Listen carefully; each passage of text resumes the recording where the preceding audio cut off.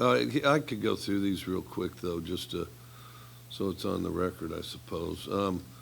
Anyway, so today's class, Xavier Thomas, wide receiver, 5'11", 190, from Gretna, Louisiana, is a true freshman.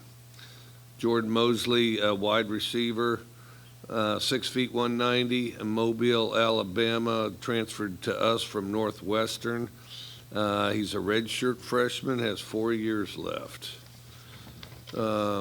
Justin Robinson, wide receiver, big guy, 6'4", 220, McDonough, Georgia, transferred to us from Georgia.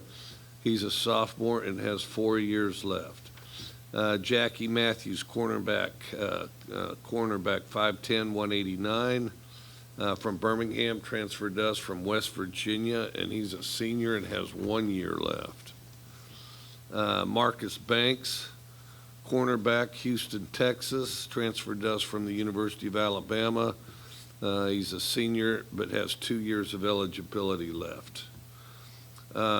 Massimo Biscardi, a kicker, 5'11", 215, from Downingtown, Pennsylvania, transferred to us from Coastal Carolina. He's a senior and has 1 year left. Stephen Lasoya, offensive lineman, 6'4", 305, from Nashville, Tennessee, transfers to us from Middle Tennessee State. He's a junior, has 3 years left. Caden Pope, wide receiver, 6'1", 175, Savannah, Tennessee, true freshman, 4 years to play football. Okay, any questions? Coach, with I think you're up to the 26 guys in this class, still have a few spots left. What's your main priority from a position standpoint with the rest of the transfer portal? I would say offensive line and safety. Oh, and punter, yeah.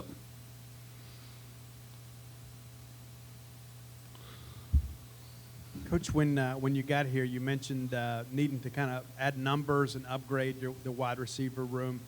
How do you feel where you are now? I mean, it's like, I think 7 4-star wide receivers in this class at some point. Do you feel comfortable with your numbers and with the quality of play you got now? I feel comfortable with the numbers. We've got to coach these guys, and we'll have a better idea how good they are and how good they blend together. But I think they're a real talented group, and I think they're a very good starting point. And, we don't have a lot of older guys, but, the guys we do have, I think, are pretty talented and are going to have tremendous careers. Mike, I was curious with the coaching shuffles you guys kind of had within the staff, moving Washington from safeties to running backs. What was kind of the decision-making there? Well, because Zach's, Zach Arnett's going to coach the safeties, and so then, with him being the coordinator, that kind of diminishes the position. And we think Jason's a really good coach, and then as a result, looking for a running back coach, and I know he'll do a really good job. I mean, he's been coaching for a long time, and then obviously mostly on the defense, but he's a good coach and a sharp guy, and I'm sure he'll sort out running backs quite quickly, and he's got some good guys to work with there too. You've worked with Drew Hollingshead for a long time. What prompted you to make that move and put him in that inside receiver spot? He'd been, he'd kind of been somewhat in that role for a while. He'd been my assistant. I would have to do the math on it, probably 7 years or 6 or something. Was very familiar with, our team and how I wanted things done specifically. He had a similar role that Lincoln Riley had, for example, and Dana Holgerson, and so it went. But so then he's familiar with everything in several aspects, several positions, and so I think it's a real natural transition. I mean, sometimes you can go find somebody with more experience overall, but not more experience with us in our situation. So I think it was. That's a thing, is you want to be developing guys within your system as you go, And so hopefully there's as a little effect with the transition as possible.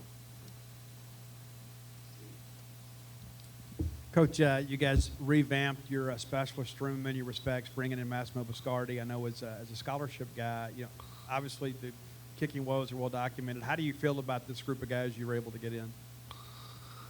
I feel really good about them. I think that I feel really good.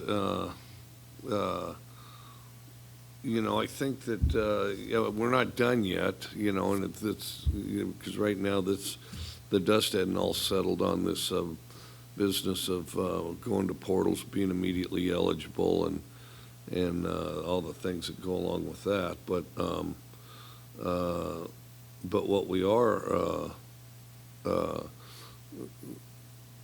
able to do, I guess, is we have a pretty comprehensive class here. We fill most of our needs, even though we're not finished, and I think they were high-quality guys. I think that, I think this is a really good class. It's might be the best class that my group's ever had, so, we're excited about it.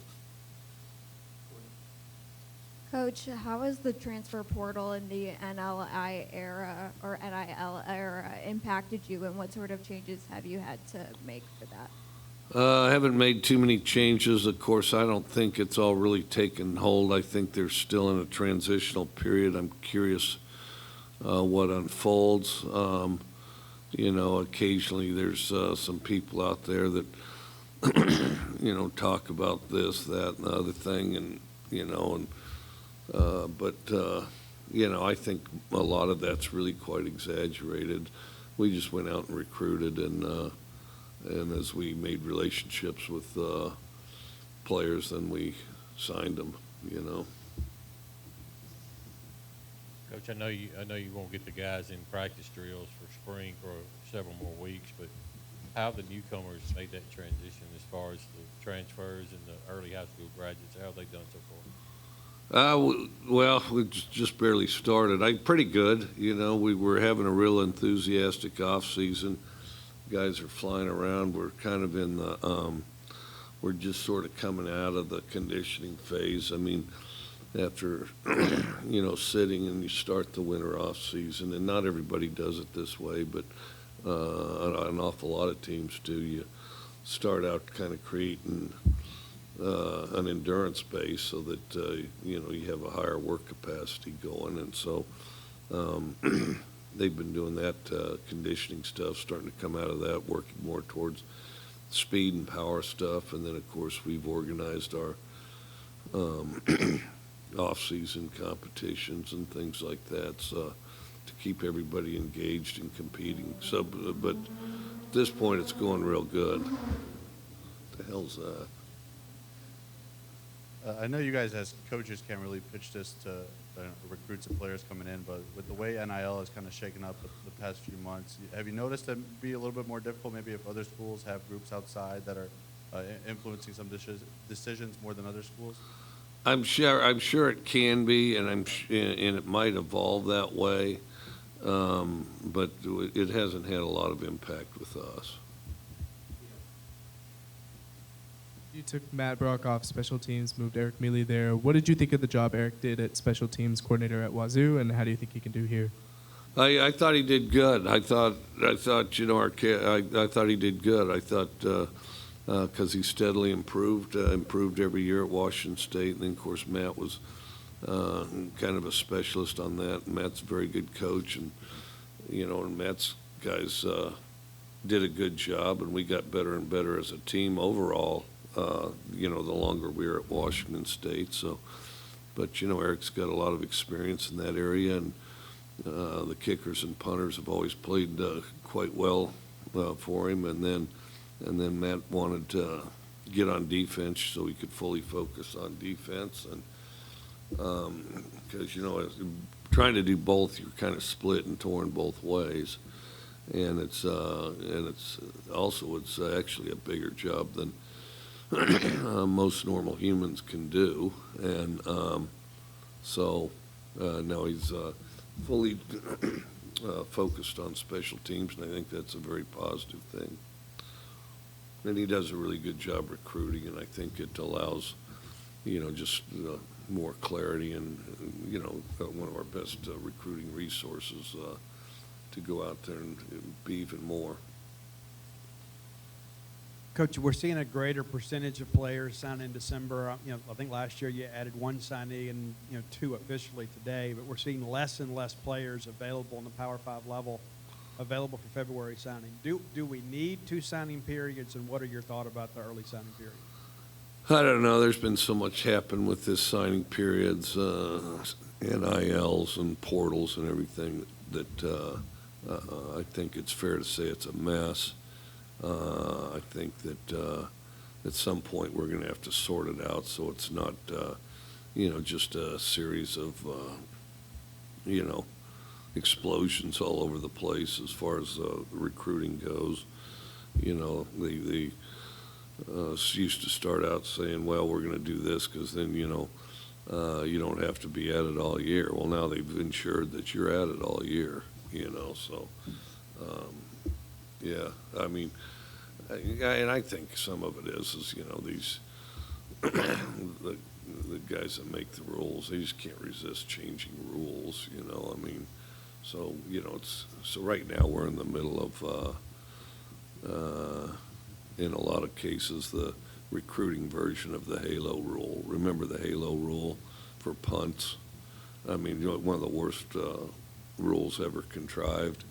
Well, it took us 3 years to get it behind us, so I don't know that some of this will be behind us anytime soon. With the shuffles you guys had with the coaching staff, you still kind of kept, everyone within. You didn't bring anyone new in.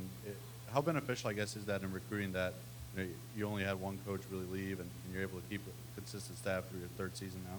Oh, I think it's very beneficial. I think it's great for our players, too, to have the same faces, coaching them and then, because then you can build on, what you did previously and I think the better people know one another, the more they can get out of each other, both coaches and players, Does it help with recruits as well when kind of Yeah, because you don't have the transition of changing messages.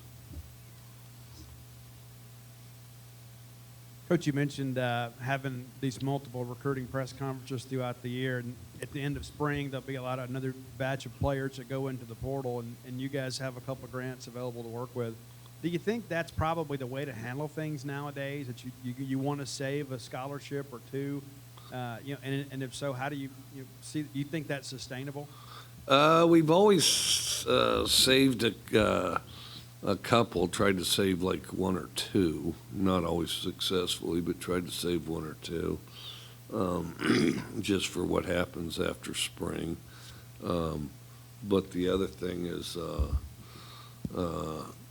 just gauging how, what it's going to be. I mean, or how many are going to come out, at what rate, what quality, and you don't want to, you don't want to hold back so many scholarships you waste them, but you don't want to, just hand them out to anybody, because sometimes these guys at the other schools, I mean, they'll be okay, but then all of a sudden their stock rises up just because they're out there available and somebody offers them, So I think you got to be careful about some of these guys getting inflated,